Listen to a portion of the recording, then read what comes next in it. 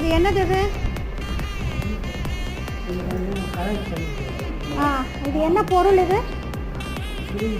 Cylinder. இது என்ன கீழே இருக்கு? டப்பா மாதிரி இருக்கு. டப்பா எதுலலாம் பண்ணுவீங்க?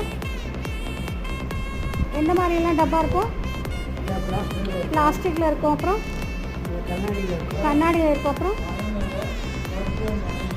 அதுக்கப்புறம் ரப்பரில் இருக்காது. ஓகே.